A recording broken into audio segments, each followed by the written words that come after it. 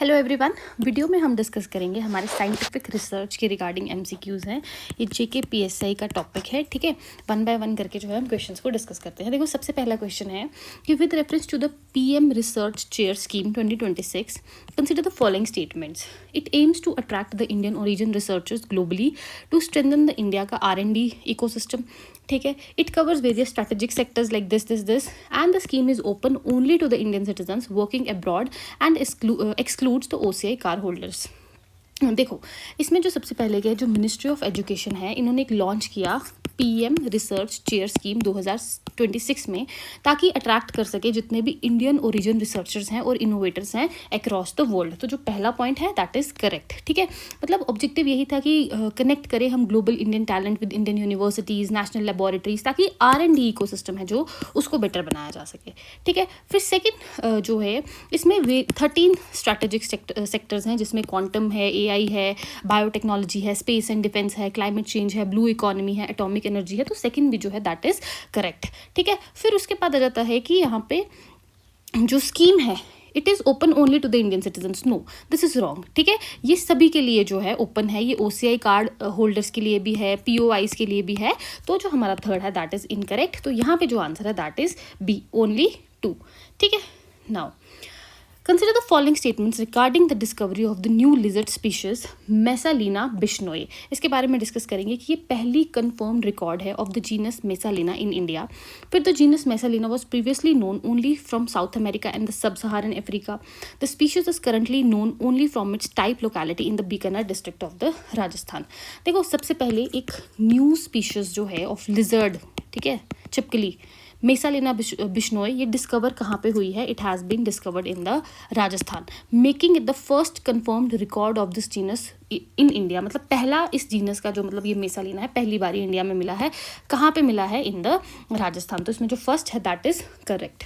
Now जो है second की अगर हम बात करें, अच्छा, सबसे पहले जो है it is named the Mesalina Bishnoi to honour the Bishnoi community जो वहाँ की है, ठीक है ना, जो सेंचुरी ओल्ड जो है, they have their dedication towards wild life preservation and conservation. तो इसीलिए इसका नाम जो है बिश्नोई कम्युनिटी के पड़ा है।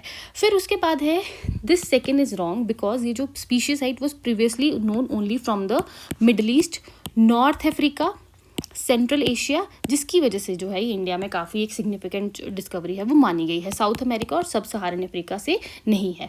फिर उसके बाद है कि this species is currently known only from its type locality in the Bikaner district of Rajasthan. तो येस दैट्स ट्रू कि जो है ये टाइप लोकेलिटी कहाँ पे, अभी हमने डिस्कस किया कि राजस्थान में मिली है। तो यहाँ पे भी जो आंसर है दैट इज बी, ओनली 2, ठीक है। Now next question, the AI action summit जो अभी रिसेंटली पेरिस में हुआ इन फरवरी 2025 में, इसको कौन सी कंट्रीज़ ने जो है वो मिलके जो है को चेयर किया था? देखो, जो AI एक्शन समिट था ये कहाँ पे हुआ था? ग्रैंड प्लेस में इन पेरिस। ये कब हुआ था? 10 से 11 फरवरी 2025 में। तो ये चेयर किया था फ्रांस के साथ इंडिया ने, ठीक है। It built upon the progress made at the Bletchley Park Summit in 2023 और सियोल समिट भी पहले हुई थी 2024 में। तो वेरियस अदर समिट्स थी, फिर उसके बाद 25th हुई थी, ताकि हम जो है कॉपरेशन, ग्लोबल कॉपरेशन जो है एडवांस कर सके इन AI गवर्नेंस। तो यहाँ पे आंसर है दैट इज हमारा इंडिया। नाउ अब हमारा नेक्स्ट क्वेश्चन है कि which of the following statements correctly describes the black box problem in the artificial intelligence में। देखो, ब्लैक बॉक्स प्रॉब्लम क्या है कि it refers to the inability to interpret how AI जो मॉडल है it arrives at their decision, कि AI decision लेता कैसे है, ठीक है ना। अगर हम कोई क्वेश्चन पूछते हैं तो उसने अपना डिसीजन लिया तो लिया कैसे, उसी को बोलते हैं ब्लैक बॉक्स प्रॉब्लम। क्या ये डिसीजन बायस्ड था या कौन से डेटा पे बेसिस था? तो this is the black box problem which people are facing in this AI technology में, ठीक है। तो यहाँ पे जो हमारा आंसर है that is B. Now the next question is कि United Nations has declare 2025 as the international year of which scientific field. तो यहाँ पे जो आंसर है that is the quantum science and technology की जो UN है, इन्होंने डिक्लेयर किया 2025 को as the international year of quantum science and technology, ताकि जो है अवेयरनेस जो प्रमोट की जाए regarding this disciplines, plus research and development जो है in emerging field of this quantum science में जो है उसको प्रमोट किया जाए। So the answer is C. Now the next question is golden recently in the news refers to, ये गोल्डीन क्या है? देखो, गोल्डीन क्या है? It is a sheet of gold, ठीक है। It is a sheet of gold that is only 1 atom thick, मतलब इतनी पतली शीट है, मतलब पतली से भी कोई छोटा वर्ड होगा तो उतनी ज़्यादा ये थिन है कि ये सिर्फ 1 एटम तक है, ठीक है। 1 एटम जो हम अपनी विजिबल आई से देख भी नहीं सकते, तो आप सोच लो ये कितनी पतली सी शीट होगी। तो गोल्डन रिसेंटली जो है वो न्यूज़ में था, तो that is the sheet of the gold that is only 1 atom thick. ये कहाँ पे किसने डिस्कवर की थी, तो रिसर्चर्स ऑफ द स्वीडन, ठीक है। बहुत ही पतली सी शीट एक बनाई थी, and this was the first time एक मेटालिक मटेरियल जो है has been created in such a form, opening new avenues in the various fields. देखो इतनी पतली अगर हम बना रहे हैं तो it can be use in various automobiles industries में या मोबाइल फ़ोन इंडस्ट्रीज़ में, जहाँ पे भी चिप्स यूज़ हो रही हैं, ठीक है ना। अगर कोई मेटल हम इतना पतला कर सकते हैं तो ये बेटर ही है हमारे रिसर्च और एडवांसमेंट के लिए, ठीक है। तो answer is B. Now the next question, what is a biosafety level 4 lab primarily designed for, कि जो biosafety level 4 जिसमें आ गया तो वो किसके लिए डिज़ाइन की जाती है। देखो it is designed for handling the most dangerous and highly infectious pathogens, ठीक है, क्योंकि ये highest level of biosafety containment है, and they are specifically design in such dangerous और एक्जॉटिक पैथोजेंस को जो बहुत ही ज़्यादा रिस्क पोज करते हैं, इवन एयर से भी जो है वो ट्रांसमिट हो जाते हैं, जैसे कि हमारा Ebola and the Marburg virus, ठीक है। तो आंसर है इस केस में C. Now next question, cell-free DNA testing is gaining prominence in the medicine because it allows for non-invasive diagnostics such as in cancer detection and fetal screening। देखो सबसे पहले होता क्या है कि नॉन इवेसिव डायग्नोस्टिक्स क्या है कि आप ब्लड लो, ठीक है, ब्लड सैंपल को चेक करो कि क्या उसमें कैंसरस सेल्स हैं, फिर उसके बाद ये फीटल स्क्रीनिंग में भी हेल्प करता है। फॉर एग्जांपल अगर कोई प्रेग्नेंट लेडी है, उसका बेबी अच्छे से डेवलप हो रहा है या नहीं हो रहा है, कैसे चेक करें, तो सिंपली उसका ब्लड लो और उससे चेक करो कि क्या जो है उसका मतलब सेल फ्री DNA चेक करो वहाँ पे कि क्या उस बेबी की प्रॉपर ग्रोथ हो रही है या नहीं हो रही है। एक्चुअली आजकल के टाइम पर जो टेक्नोलॉजी है वो काफ़ी ज़्यादा इन्वेसिव है, मतलब एक तरीके से हार्म प्रोवाइड करती है ह्यूमन बींग को। तो इस टेक्नोलॉजी को हम यूज़ करके जो है नॉन इन्वेसिव डायग्नोस्टिक्स कर सकते हैं, मतलब simply we can take their blood and उसी में हम डिटेक्ट कर सकते हैं ये सब चीजें जो भी हमें जाननी है। तो answer is C. Now the next question, with reference to the national quantum mission approved by the Indian government, consider the following statements। तो यहाँ पे क्या है कि it aims to develop the intermediate scale quantum computers with 50 to 100 physical qubits within the first phase, ठीक है। तो ये स्टेटमेंट बिल्कुल सही है कि it aims to develop 50 to 100 qubit quantum computers in the initial phase and focus करेगा ये QKD फॉर सिक्योर कम्युनिकेशंस पे, ठीक है। देन उसके बाद जो सेकंड है कि the mission is implemented solely by the department of space, so this is wrong, it is implemented by the department of space and technology in collaboration with the multiple institutions, ठीक है। यहाँ पे इकलौता जो है वो ये नहीं है। फिर वन ऑफ इट्स फोकस जो है is the development of the quantum key distribution technologies for secure communication, so this is also true. तो इस क्वेश्चन में जो आंसर है that is B2 only. Now the next question is which of the following is the key objective of the GAGAN system. देखो सबसे पहले ISRO and Airports Authority of India ने जो है इम्प्लीमेंट किया गगन प्रोजेक्ट, जिसका पर्पस क्या है, मतलब it's a satellite based augmentation system for the Indian air space. मतलब प्राइमरी ऑब्जेक्टिव यही है कि एक सर्टिफाइबल सैटेलाइट बेस्ड ऑगमेंटेशन सिस्टम होगा for the safety of life applications. देखो जैसे सबसे पहले हम GPS पे डिपेंडेंट हैं USA के, कल को वॉर हो जाए या USA हॉस्टाइल हो जाए तो क्या पता वो हमें लोकेशंस या GPS जो हम उनका यूज़ कर रहे हैं तो उसको हमारे लिए ब्लॉक कर दें।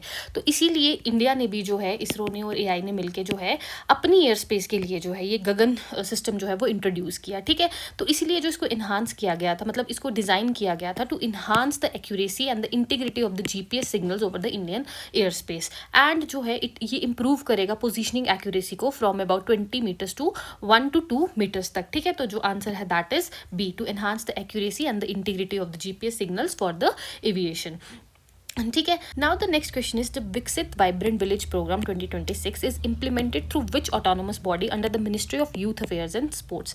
देखो सबसे पहले जो है ये जो मिनिस्ट्री है यूथ अफेयर्स की, इनके अंडर एक ऑटोनोमस बॉडी जो है सेटअप हुई है जिसका नाम है माई भारत, दैट इज द मेरा युवा भारत, और इन्होंने कमेंस किया फर्स्ट फेज ऑफ द विकसित वाइब्रेंट विलेज प्रोग्राम, ठीक है।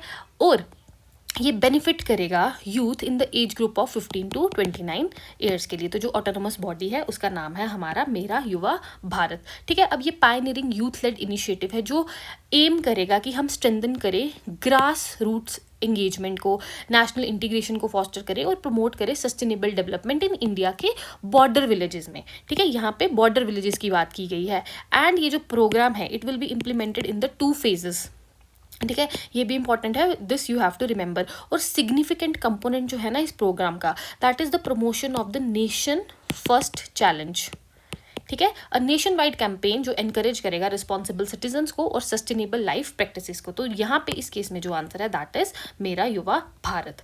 Okay, now the next question is consider the following statements regarding the India's first indigenously developed mRNA vaccine platform which was announced in 2025-26। देखो, सबसे पहले it was developed by the Indian institute of science in collaboration with the serum institute of India. No, this is wrong because it was developed by the Gennova pharmaceuticals in collaboration with the DBT का BIRAC, ठीक है। ये IISc and serum institute जो है वो नहीं है। Simply जो answer is the Gennova Pharmaceuticals along with the BIRAC which is under the department of biotechnology. So the first is incorrect. Now the platform is designed to be rapidly deployable against emerging infectious disease and the pandemics. तो yes, this is true कि इस platform को इसीलिए बनाया गया है so that कि हम वैक्सीन या कुछ भी डेवलपमेंट कर सके अगेंस्ट जो नई नई इन्फेक्शियस डिजीज एमर्ज हो रही हैं या पैंडमिक्स के साथ डील करने के लिए। फिर it eliminates the need for ultra cold स्टेन storage addressing a major logistic challenge in the vaccine distribution. Yes, this is also true. इसी के लिए बनाया गया था क्योंकि बहुत जो है कोल्ड मतलब टेम्परेचर जो है वो काफ़ी ज़्यादा हमें कम चाहिए in order for the supply chain की अगर हम बात करें तो उस चीज़ को भी जो है ये चैलेंज के साथ डील करने के लिए इन लैब्स को जो है वो इन प्लेटफॉर्म्स को जो है वो बनाया गया है, ठीक है। सो द आंसर इज यहाँ पे only 2, that is second and third is correct, first is incorrect. Now the next question, the carbon border adjustment mechanism is a policy proposed by, तो ये जो कार्बन टैक्स जिसको हम simple बोलते हैं ये प्रपोज किया गया था यूरोपियन यूनियन के द्वारा।